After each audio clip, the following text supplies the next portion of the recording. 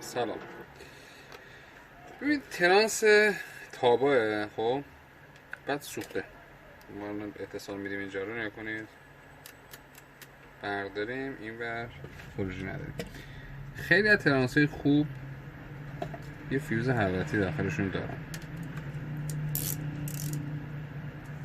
ما اولیه ترانسمونه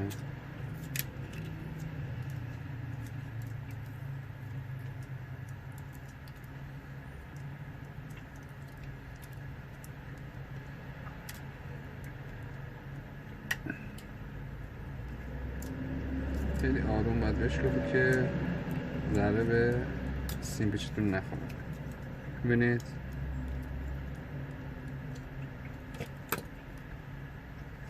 برای FF من نمیدونم حالا برای چی گذاشتن، بدید درواز کن FF. حالا اینو یه سره کنید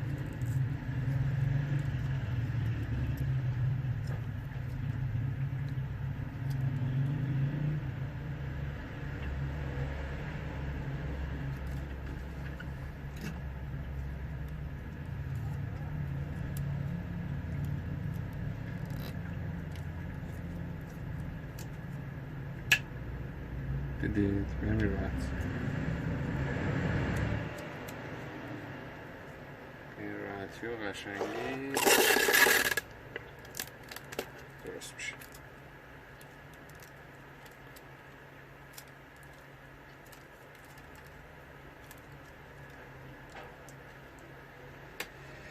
این ترانس من احساس کنم ایرانی نباشه، این ترانس خارجی باشه، اینجا شرکت تابا مونتاژ کرده باشه، چون پیچش و کاری که من دارم میبینم به کار ایرانی ها نمیخوره اصلا.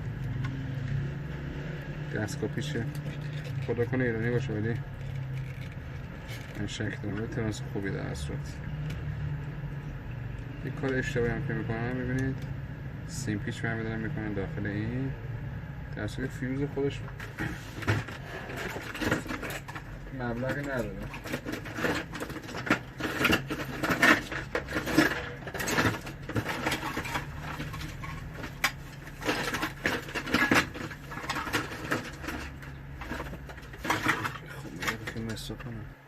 خب ببینید خود بردم زده 1.5 آمپر.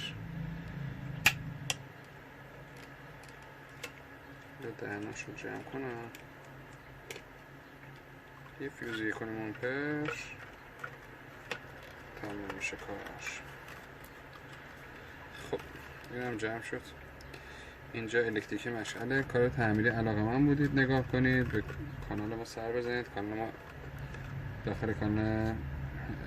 داخل